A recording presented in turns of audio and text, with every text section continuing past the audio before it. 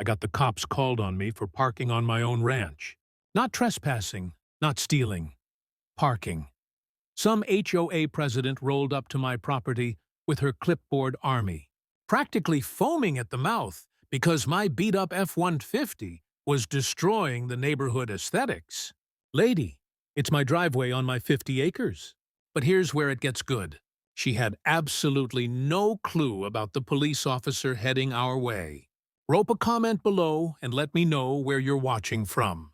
Because this story will show you that sometimes karma wears a uniform and calls you Dad. It was a Tuesday morning in July when my whole world turned upside down over something as simple as parking my truck. I'd just finished a long night fixing electrical problems at the Johnson farm. That's what I do. I'm a rancher who moonlights as an electrician to keep the bills paid. The Texas sun was already beating down hard as I pulled my 20-year-old Ford F-150 up to the entrance of Harrison Ranch, my 50 acres of blood, sweat, and tears. I stopped at the gate to check my mailbox, same as I'd done every morning for the past 20 years. The truck's engine ticked as it cooled, and I could hear my cattle lowing in the distance. Everything seemed peaceful, normal even. That's when I heard the angry honking behind me. A pristine white Mercedes came screeching to a halt inches from my bumper, and out stepped Karen Whitmore, president of the Pinehurst Estates Homeowners Association. Now, Pinehurst Estates is the fancy subdivision next to my ranch, full of McMansions and people who think a blade of grass out of place is a federal crime. Karen marched toward me in her power suit and heels, waving a clipboard like she was conducting an orchestra of outrage. "You cannot park here," she shrieked, her voice hitting octaves I didn't know humans could reach. "This is a violation of HOA regulations regarding the expanded boundary guidelines." I looked around at my own land, the ranch I'd bought with my late wife Mary back in 2005, and couldn't help but laugh.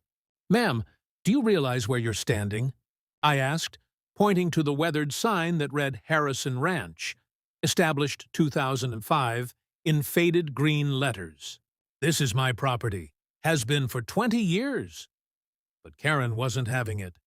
She flipped through papers on her clipboard with the fury of someone who'd never been told no in her life.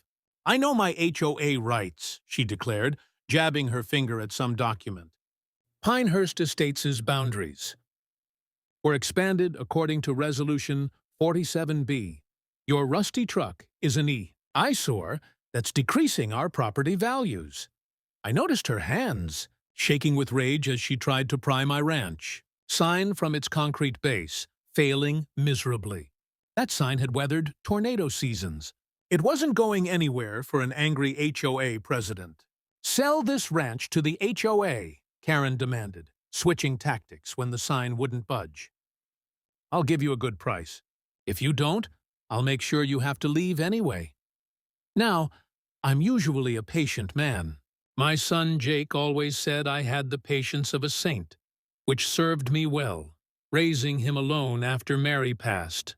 But something about this woman trying to steal my land, the place where I'd scattered my wife's ashes, where I'd taught Jake to ride a horse and drive a truck, just lit a fire in me. "Well, bless your heart," I said with my biggest Texas smile, knowing full well what that phrase really meant down here. "This land is my blood and sweat. You're dreaming if you think I'll sell." Karen's face turned 3 shades of red before she whipped out her phone. 911? "Yes, there's a suspicious man refusing to leave the HOA expanded territory. He might be dangerous." I stayed calm and pulled out my own phone, starting to record everything. As she gave the dispatcher an increasingly dramatic version of events, painting me as some kind of criminal mastermind of illegal parking, I sent a quick text to Jake. "Son, I'm going to need you soon." I didn't mention what Jake did for a living. Didn't see the need to show my cards just yet. Karen was still ranting into her phone, using terms like immediate threat and aggressive behavior, when I was literally just standing next to my truck on my own property. The sound of sirens in the distance made Karen's eyes light up with triumph. "You're going to jail for trespassing," she announced gleefully.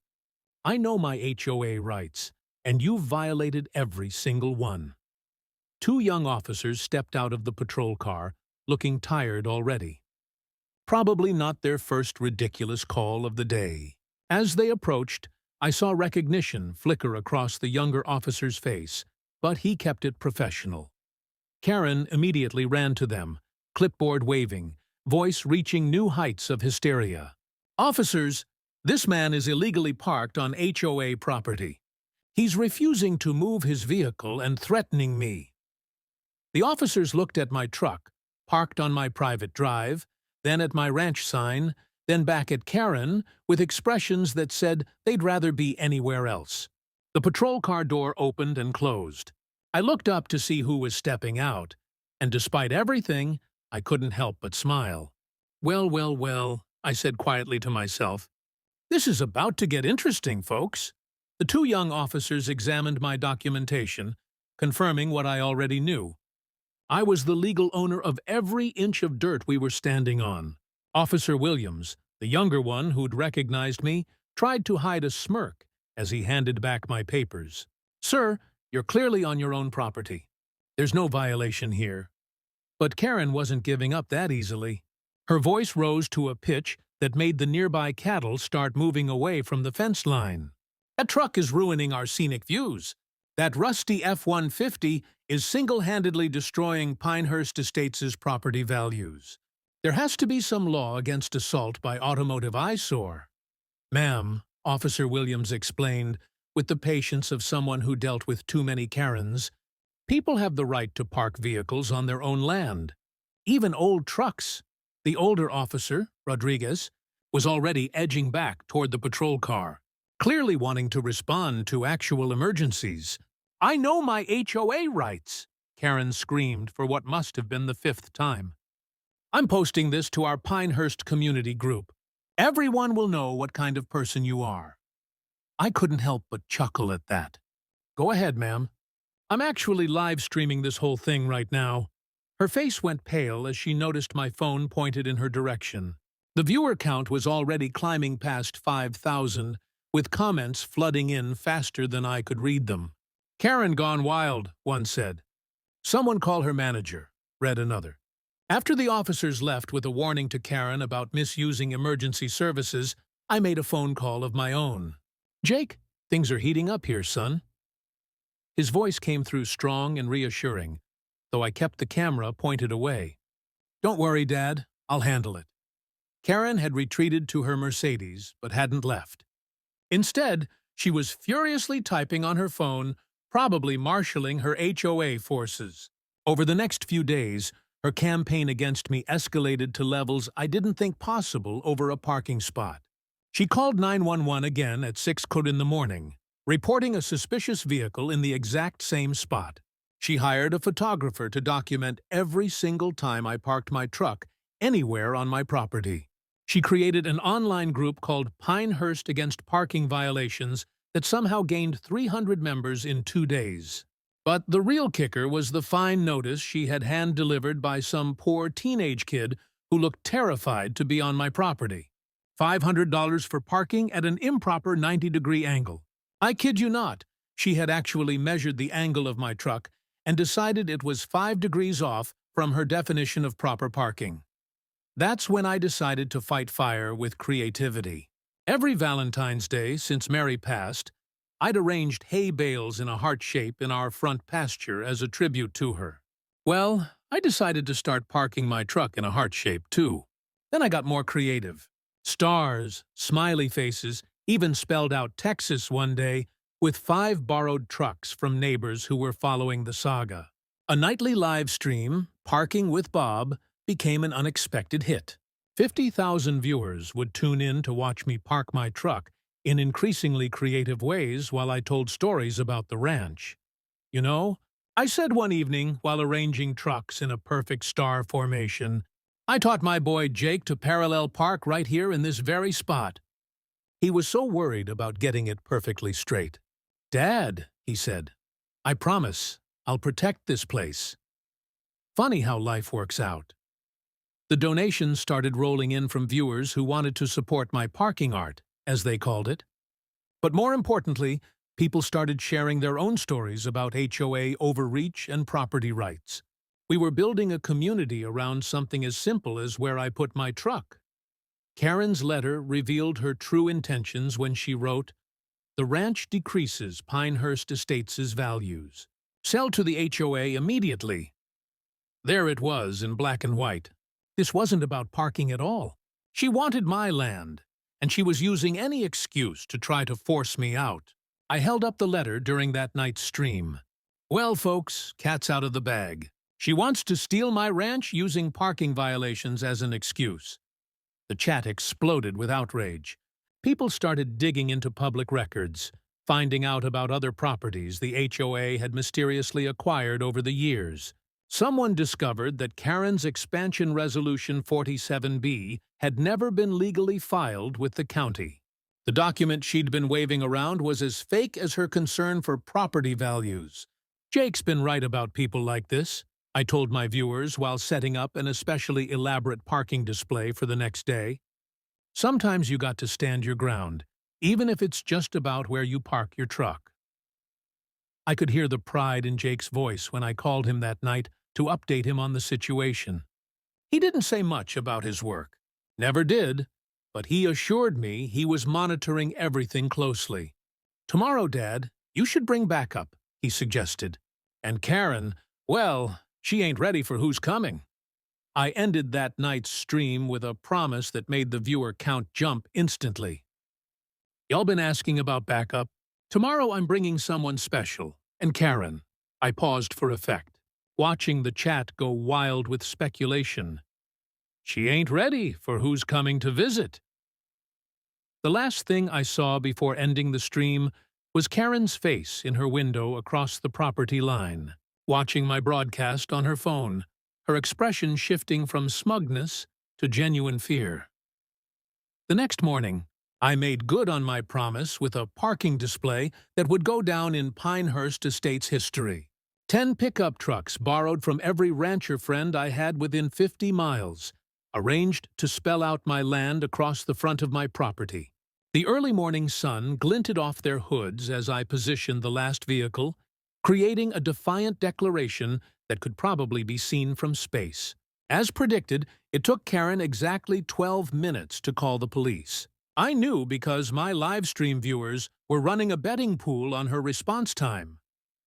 1,000 people watched as the now familiar sound of sirens approached, though this time, the officer who stepped out looked thoroughly exhausted before he even reached us.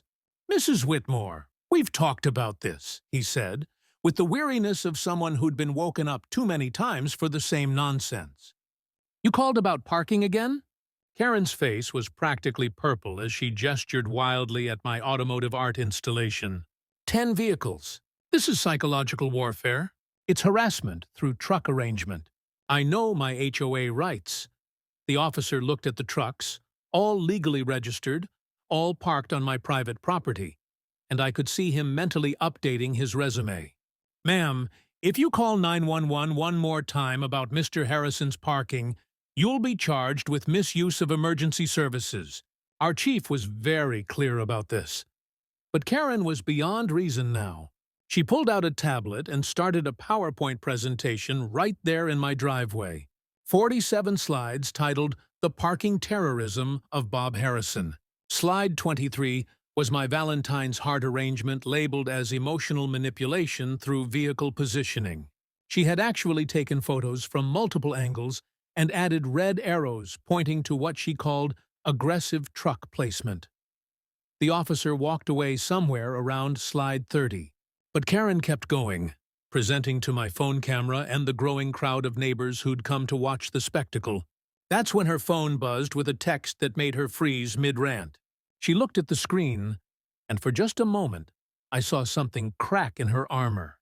"Mom, I just saw the live stream. What are you doing? This is embarrassing."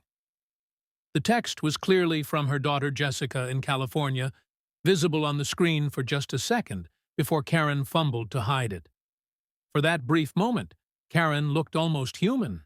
Her hands shook as she stared at her daughter's message, and I thought maybe, just maybe, she'd realize how insane this had all become. But then she shook her head violently, like she was physically throwing off the doubt. She doesn't understand, Karen announced to no one in particular. I know my HOA rights. I'm protecting our community. That's when Mrs. Georgia Thompson, my 82-year-old neighbor, who'd lived here since before Pinehurst Estates was even built, decided she'd had enough.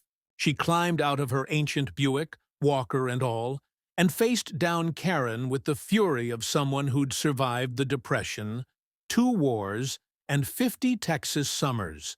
50 years I've lived here, Georgia announced in a voice that could strip paint.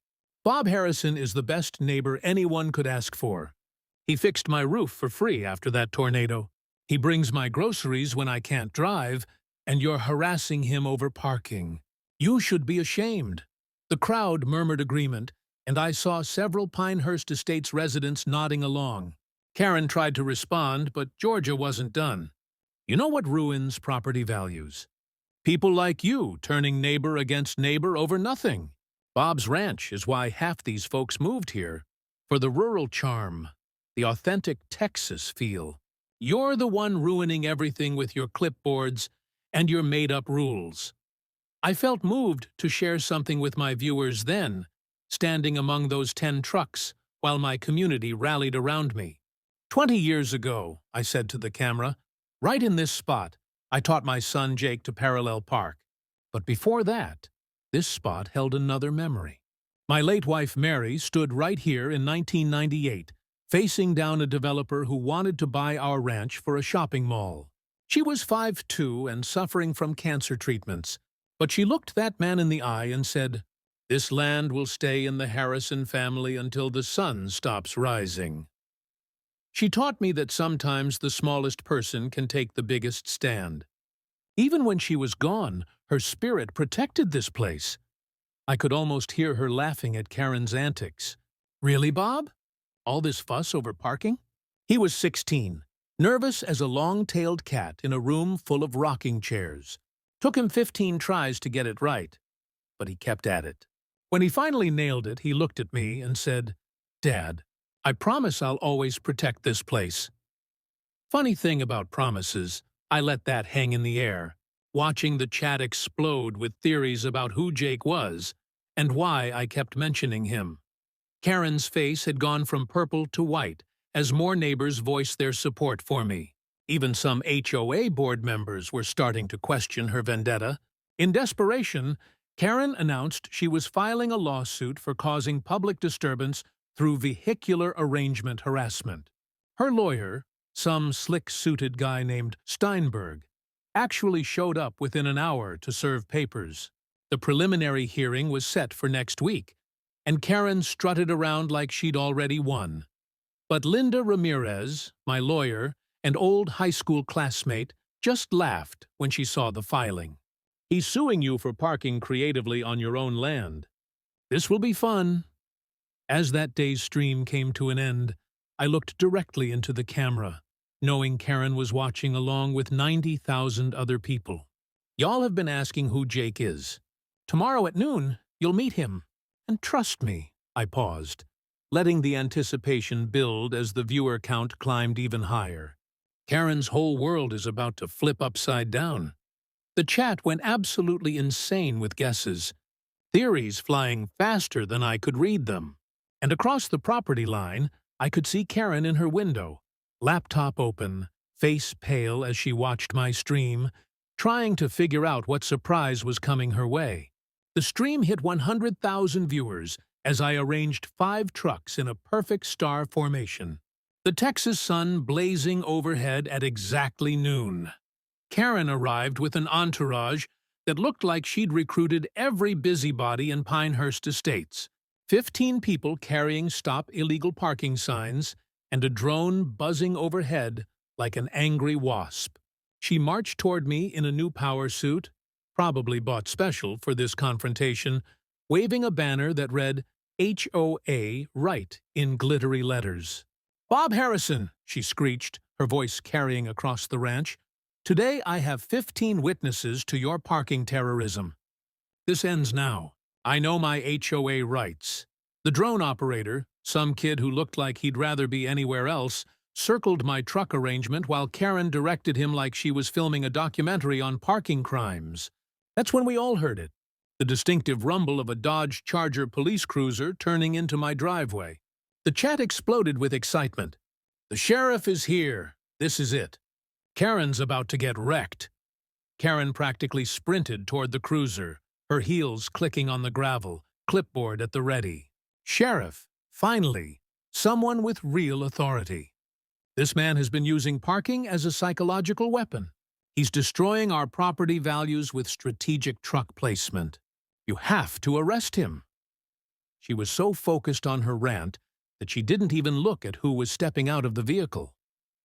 The door opened slowly, deliberately, and out stepped Sheriff Jake Harrison in full uniform, his badge gleaming in the Texas sun. Jake looked at me with that same crooked smile he'd had since he was 5 years old, and said the two words that changed everything. "Hey, Dad." The silence that followed was so complete, you could hear the cattle munching grass in the far pasture. Karen's mouth opened and closed like a fish out of water, no sound coming out. Her clipboard slipped from her fingers and clattered on the ground. The drone crashed into a fence post. One of her witnesses whispered, "Did he just say Dad?" The chat was moving so fast, it was just a blur of capital letters and exclamation points. Wait, what? His dad? Plot twist of the century? No way, no way, no way. Through the chaos, I caught glimpses of the 15 witnesses Karen had brought. Mrs. Peterson from the HOA board dropped her sign and covered her mouth in shock.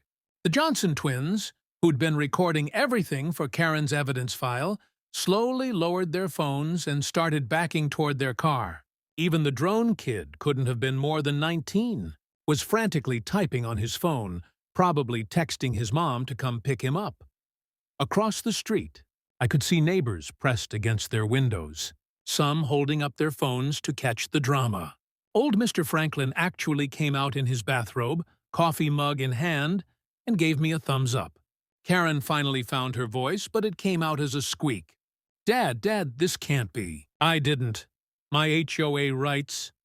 Yes, ma'am, Jake said, his voice shifting to that professional tone he used for official business. I'm Jake Harrison, sheriff of this county, and Bob Harrison is my father.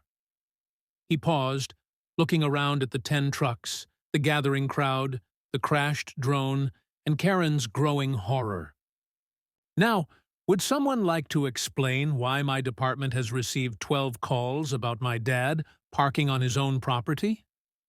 Jake pulled out a notepad, and I could see him trying not to smile. Because according to our records, Mrs. Whitmore, you've called 911 about my father's perfectly legal parking 12 times in 30 days. Do you know that misusing emergency services is a criminal offense? We had to delay response to an actual burglary last week because units were dispatched here to check on, what was it?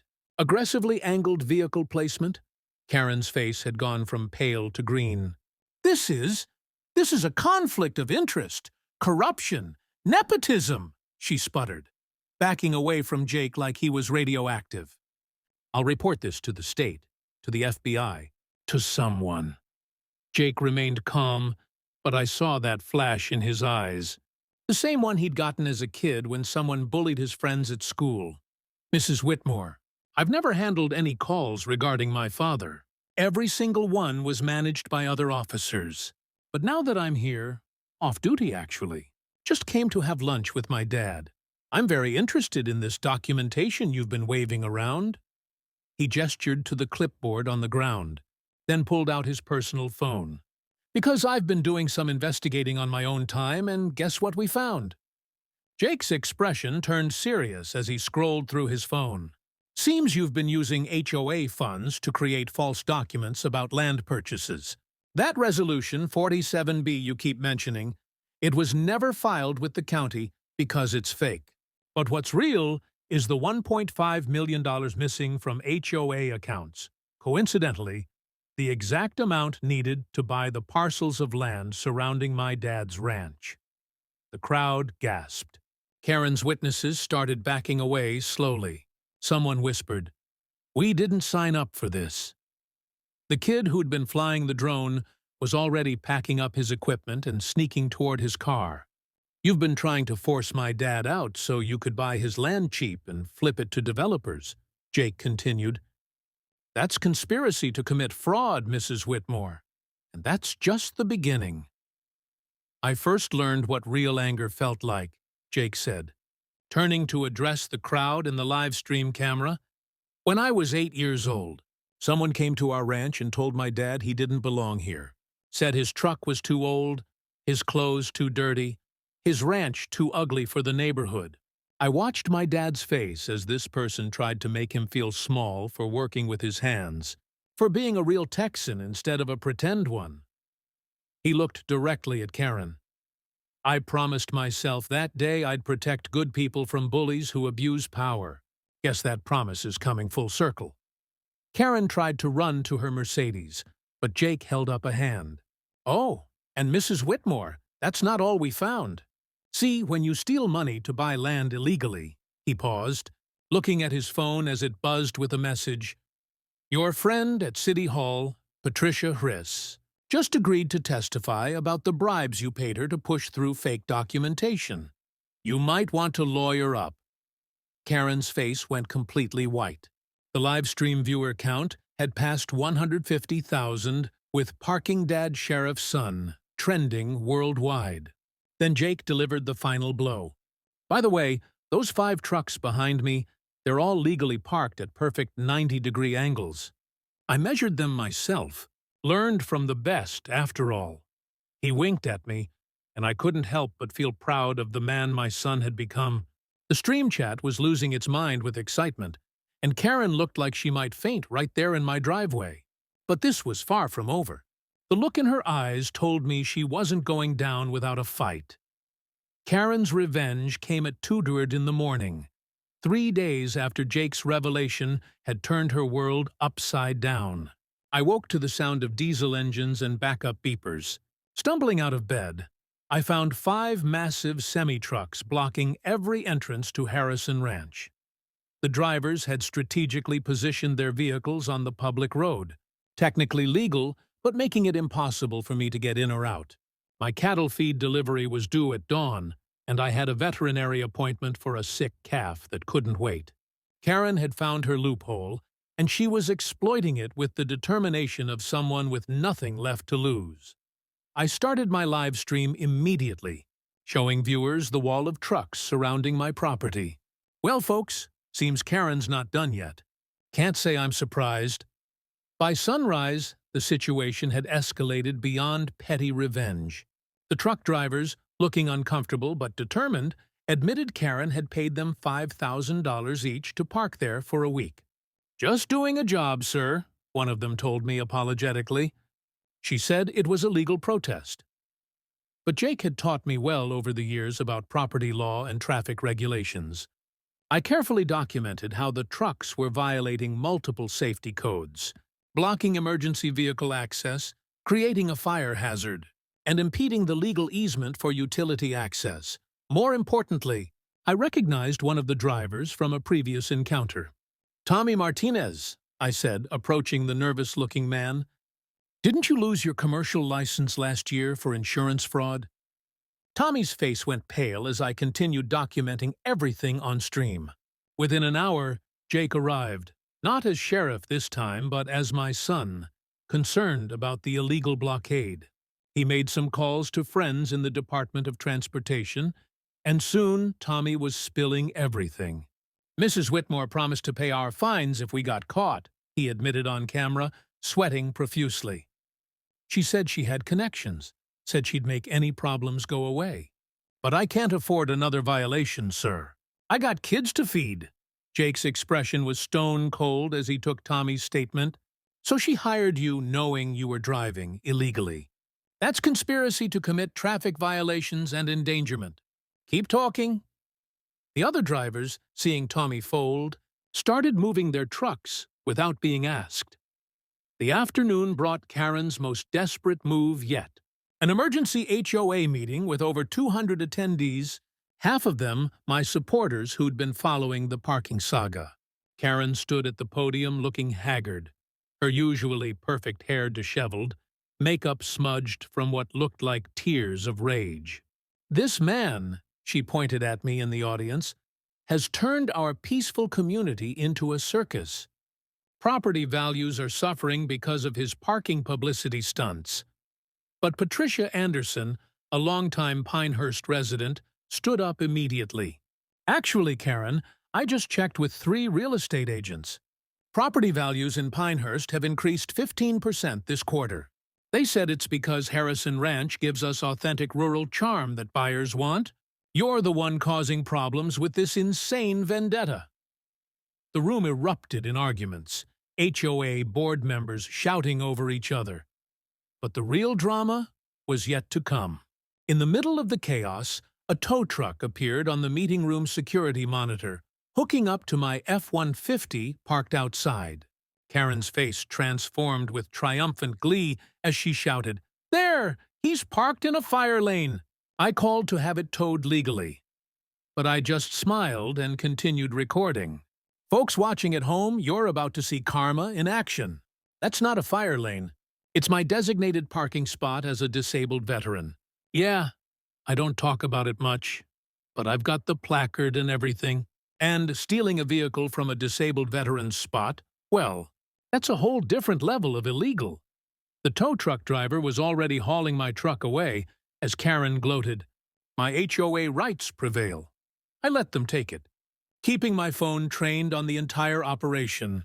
Jake made a call from the corner of the room, speaking quietly but urgently.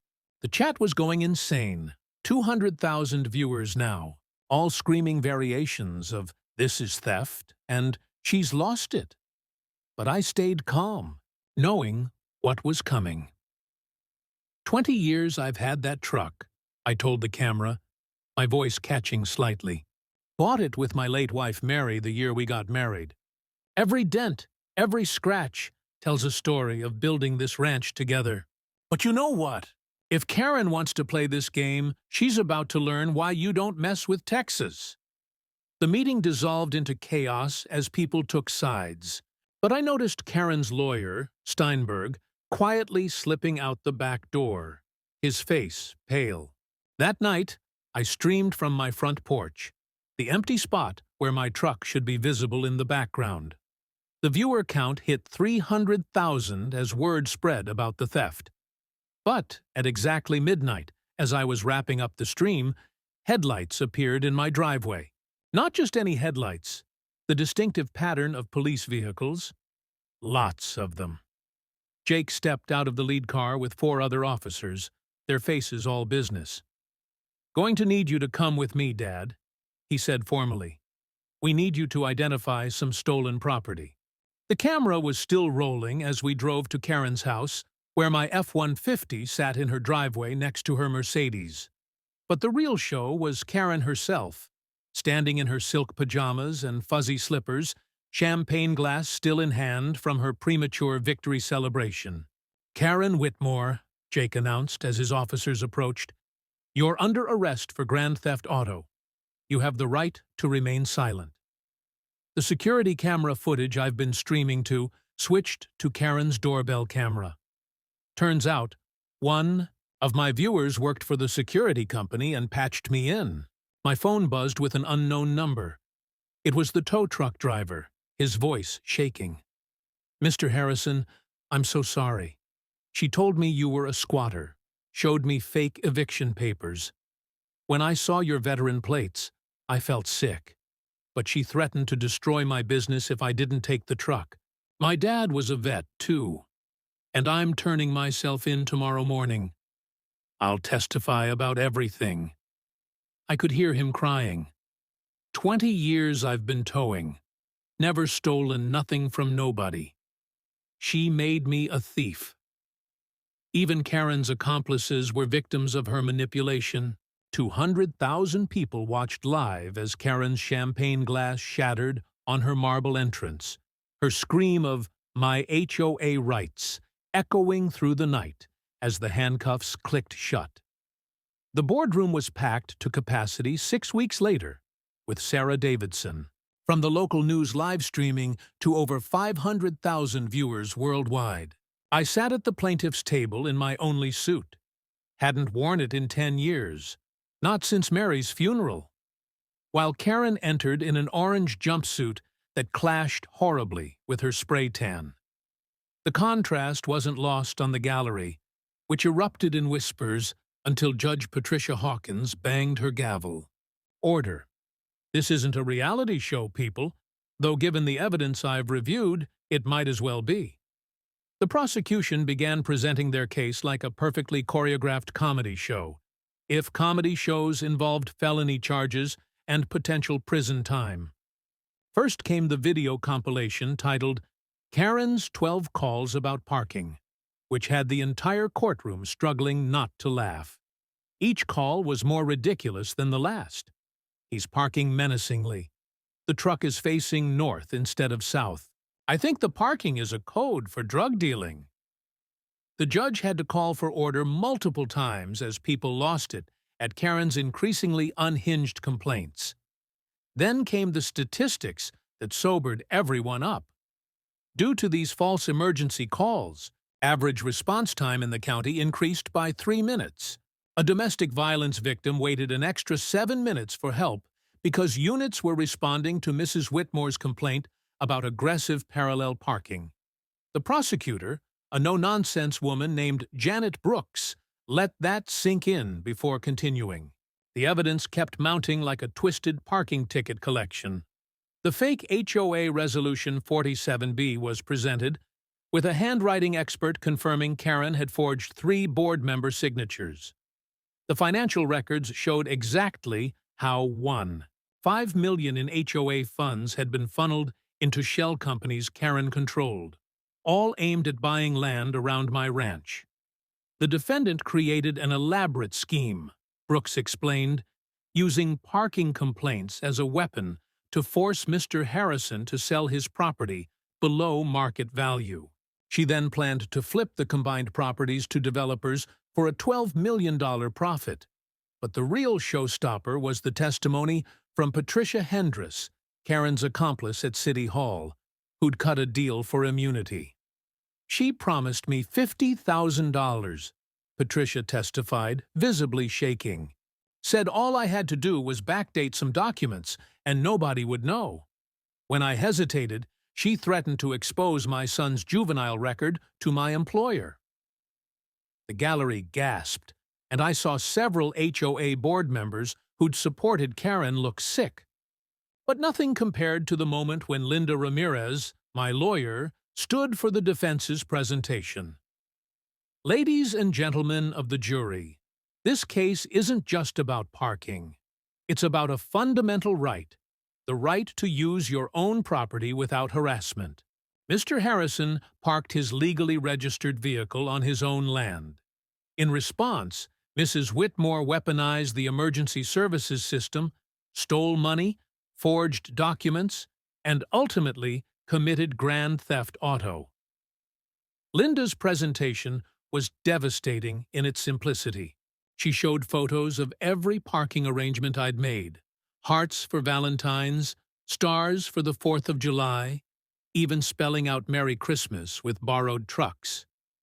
This is what Mrs. Whitmore called psychological warfare and parking terrorism, a man honoring his late wife and celebrating holidays with his community. Then came my testimony. I spoke simply, honestly, about the 20 years I'd spent building the ranch with Mary, about teaching Jake to drive in that very F-150, about the morning Karen first showed up demanding I move my truck.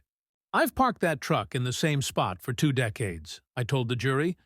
It's where Mary and I would sit in the evening watching the sunset. It's where I taught my son that sometimes you have to stand up for what's right, even if it's something as simple as where you park. Karen's defense was spectacular in its desperation. Her new lawyer, Steinberg, having fled the state, tried to argue she suffered from parking anxiety disorder, a condition he seemed to be making up on the spot. My client has an irrational fear of improperly parked vehicles stemming from a childhood trauma involving a shopping cart. The judge actually laughed out loud before catching herself. "Counselor, Are you seriously arguing that fear of parking justifies grand theft and embezzlement? The lawyer shuffled his papers nervously. Well, Your Honor, when you put it that way. The final nail in Karen's coffin came from an unexpected source. Her own daughter, Jessica, who'd flown in from California to testify. My mother has always been controlling, Jessica said quietly, tears streaming down her face. But it got worse when we moved to Pinehurst. She once called the police on me for parking my car 5 degrees off angle in our own driveway. I was 17, just learning to drive. The officer who responded said it was the stupidest call he'd ever gotten. She looked directly at her mother. Mom, I begged you to stop this. Mr. Harrison is a good man. You destroyed our family's reputation over parking spaces. Do you realize how insane that sounds? Karen finally broke, screaming in court. You don't understand. I know my HOA rights. He was ruining everything with his ugly truck. The judge banged her gavel so hard it echoed. Mrs. Whitmore, the only thing being ruined here is your life, and you did it to yourself. The jury deliberated for exactly 30 minutes, a record for such a complex case. While we waited, 3 more Pinehurst residents approached Linda with their own stories.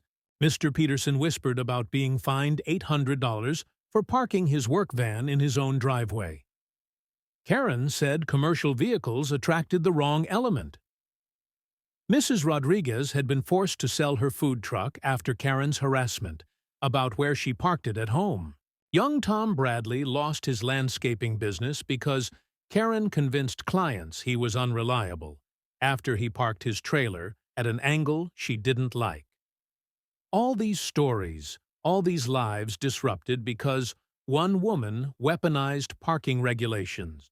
The courtroom was heavy with years of accumulated injustice finally seeing light. As they filed back in, I noticed Karen's hands shaking as she gripped the defense table. Guilty on all charges, the foreman announced, and the courtroom erupted. The sentencing was swift. 2 years in prison, full restitution of $1.5 million to the HOA, 500 hours of community service teaching proper parking etiquette at the DMV, and a restraining order keeping her 500 feet away from anywhere I might park.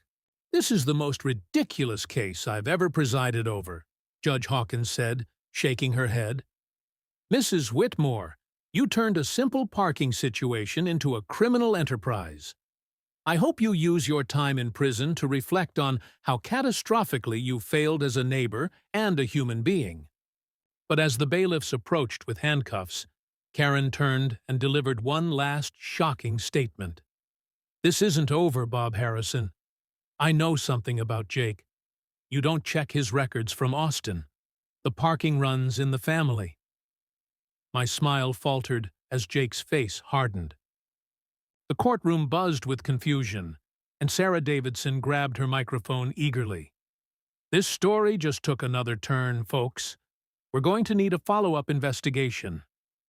6 months later, the sun blazed down on Harrison Ranch as 30 vehicles rolled through my gates for what we dubbed the parking party, a celebration of freedom, community, and the right to put your truck wherever you damn well please on your own land. The cars and trucks arranged themselves to spell out justice across my front pasture, with my old F-150 parked in a heart shape right in the center, just like I used to do for Mary. Sarah Davidson was there with her camera crew, broadcasting live to what had become a dedicated following. I'm here at the famous Harrison Ranch, where 6 months ago, HOA President Karen Whitmore called the police 12 times for alleged illegal parking. Today, we're celebrating justice served in a community united. The whole thing had started as a joke from one of my live stream viewers, but it had grown into something bigger, a statement about property rights and standing up to bullies. You all know I'm just a simple rancher who wanted to park his truck in peace, I said from the makeshift stage we'd set up near the barn. The crowd erupted in cheers and laughter. But sometimes life throws you a curveball, and you find out that karma doesn't just come around. Sometimes it parks right in front of you and calls you Dad. Jake stepped onto the stage in civilian clothes, wrapping me in a bear hug that had the crowd going wild. The internet had fallen in love with our father-son story, turning us into unlikely celebrities. 6 months ago, I watched my dad get harassed for something as basic as parking his truck, Jake told the crowd. It reminded me why I became a sheriff in the first place, to protect good people from those who abuse power.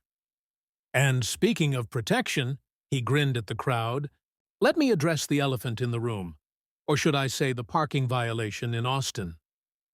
The crowd grew quiet, everyone remembering Karen's bizarre final threat in court. Jake chuckled, shaking his head. Turns out Karen was half right. I did get a parking ticket in Austin when I was 19, visiting the university. $50 fine for an expired meter. I was so mortified, I paid it immediately and kept the receipt for 20 years. That's the big scandal she thought would bring us down. That I once forgot to feed a parking meter as a teenager. The crowd exploded in laughter, and I couldn't help but join in. That's my boy, I said into the microphone, so responsible he kept a parking receipt for 2 decades. Karen really thought she had something there. But the real celebration wasn't about mocking Karen. It was about the community that had formed around this strange saga. Linda Ramirez took the stage next, raising a beer to the crowd. I've practiced law for 25 years, and I've never seen anything like this case. We literally won a lawsuit about parking, but more importantly, we proved that you can't bully people out of their homes, no matter how many times you yell about your HOA rights. She turned to me with a smile. Bob, you taught us all that sometimes you have to stand your ground, even over something as simple as where you put your truck. Here's to parking freedom. The crowd toasted, and I noticed Mrs. Georgia Thompson had driven her ancient Buick right up to the stage, parking it at what was definitely not a 90-degree angle. 50 years, I was scared to upset the HOA, she called out, her voice still strong at 82. Now I park however I want, diagonal, crooked. Sometimes I take up 2 spaces just because I can. Sarah Davidson pulled Jessica Whitmore aside for an interview, and the young woman looked healthier than she had during the trial. How does it feel to be the new HOA president? Sarah asked. Jessica smiled, a genuine expression that transformed her face. The first rule I implemented was simple. No 911 calls about parking, ever. We're Pinehurst Estates, not the parking police. I came back from California because I realized my community needed healing. My mother, she paused, composing herself. My mother lost her way. She became obsessed with control. But that's not what a community should be about. It should be about neighbors helping neighbors, not calling the cops because someone's truck faces the wrong direction. The crowd applauded her words, and I felt a surge of respect for the young woman who'd stood up to her own mother for what was right. The surprise of the day came when a letter arrived by courier, addressed to me in familiar handwriting. Jake read it aloud to the crowd. Dear Mr. Harrison, I am writing from my current location to apologize for my actions. 25 years of living in Pinehurst made me forget what real community looks like. I convinced myself that property values mattered more than people. I was wrong. I've enrolled in anger management and am learning to drive for the first time in decades. My instructor says I need to work on my parallel parking. The irony is not lost on me. I know I can't undo what I did, but I wanted you to know that I finally understand. You weren't ruining the neighborhood. You were what made it worth living in. Sincerely, Karen Whitmore. P.S. I actually know my real rights now, and parking wherever you want on your own land is definitely one of them. The crowd fell silent, processing this unexpected development. Then someone started clapping slowly, and soon everyone joined in. Not for Karen, but for the possibility of redemption, even for someone who'd gone so far off track. As the party wound down, Jake and I found ourselves sitting on the tailgate of my F-150, watching the sunset, just like Mary and I used to do. The truck was parked in the exact spot where this whole mess had started, where Karen had first screamed about HOA violations and property values. "You know, Dad," Jake said, taking a swig of his beer, "when I was 8 and promised to protect this place, I never imagined it would involve this much parking drama." I laughed, the sound echoing across the ranch. "Life's funny that way, son. Sometimes the biggest battles are over the smallest things, but that's what makes them worth fighting." As the last of the guests drove away, their vehicles leaving tire tracks across my land in every direction imaginable, I reflected on the journey. 6 months ago, I was just a rancher who wanted to check his mail without getting harassed. Now, I was somehow a symbol of property rights and standing up to HOA tyranny. The live stream viewers had donated enough to set up a legal fund for others facing similar harassment. We'd helped dozens of homeowners fight back against overreaching HOAs, all because I refused to move my truck. Netflix had even called about making a documentary series, The Harrison Ranch Story. I told them yes, but only if they promised to park properly on set. As Jake and I headed inside, I took one last look at my F-150, sitting exactly where it belonged. "You can't tow justice," I said quietly, repeating what had become our motto. Jake smiled and added, "And karma? Well, sometimes it doesn't just come around. Sometimes it parks right in front of you, tips its sheriff's hat, and calls you Dad." The porch light flickered on as we went inside, illuminating the new sign I'd installed at the ranch entrance, right next to the original Harrison Ranch. Established 2005 sign was a new addition.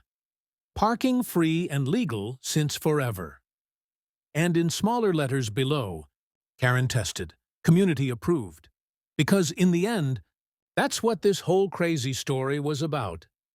A community coming together to defend what's right, even if what's right was just an old rancher's right to park his truck wherever he damn well pleased on his own land. Thanks for watching HOA Tragedies, where common sense takes a vacation and karma runs the show. Like, comment, and subscribe for your weekly dose of mayhem.